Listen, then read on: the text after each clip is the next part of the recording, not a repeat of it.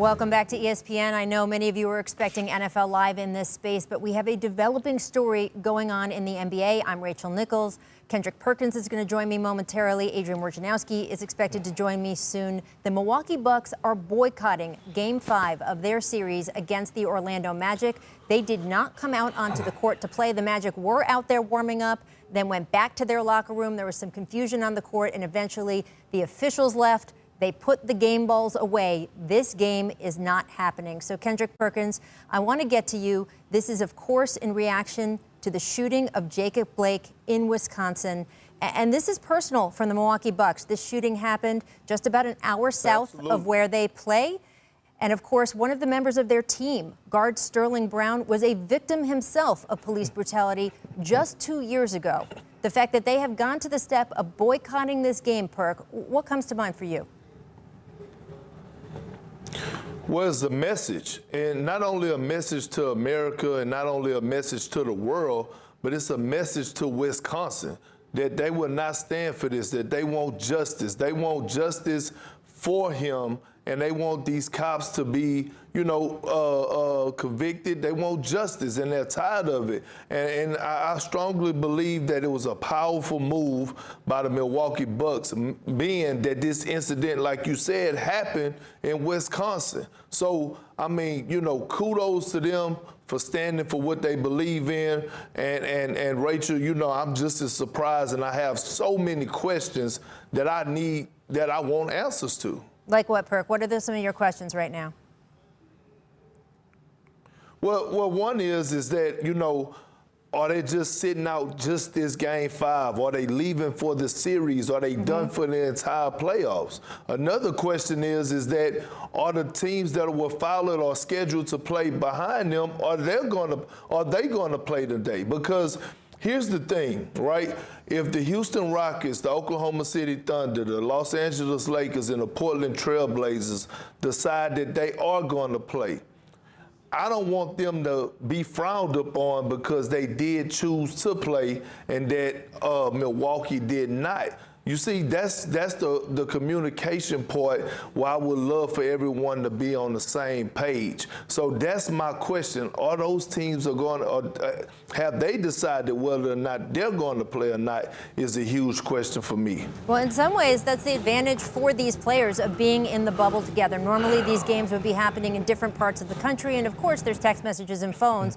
But the fact that I was down in the bubble for 5 weeks, Perk, and I saw plenty of times where one player from one team would cross paths with a player from a completely different team, not even on purpose, and they would start talking often about these issues because this was one of the most important things to players as they got down into this bubble, how they were going to make their presence and their stand on these issues felt. And I saw it multiple times. I saw Chris Paul crossing paths with Donovan Mitchell, them getting into a conversation about it, and certainly as over the past 24, 48, 72 hours, this has all come more to the fold. More of these players have seen the video coming out of Wisconsin.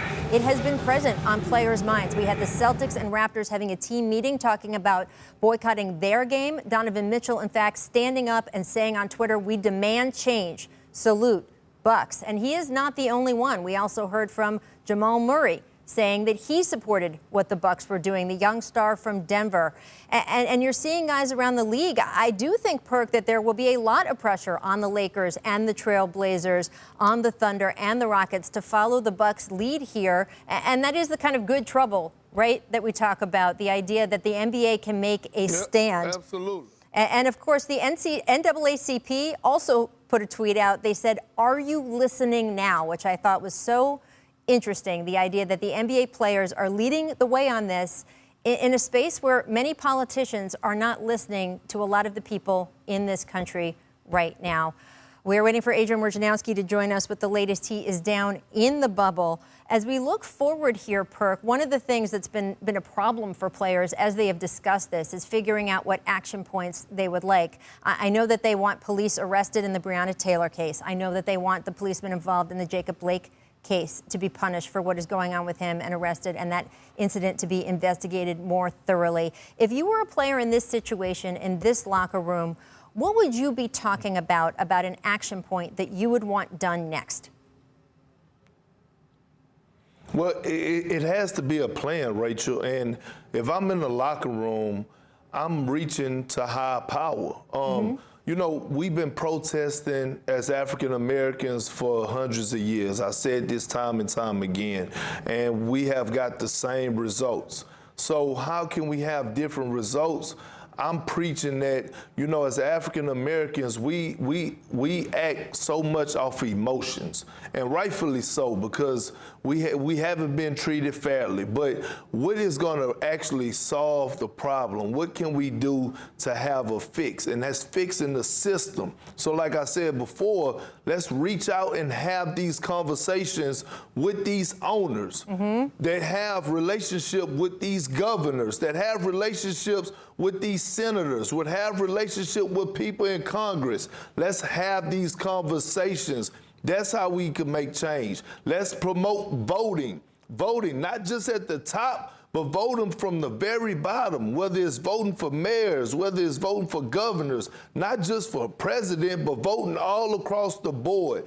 That's how we have change. And then we put in rules, you know, different rules. We take out unions in the police department. It's so many ways that we can make change. And I think, you know, we act off emotion, and I'm all in for however anyone want to fight the fight. But we've been protesting for hundreds of years, and we still haven't got change. We need to find a way to strategically come together and use our power with white Americans with power to speak to get our point across.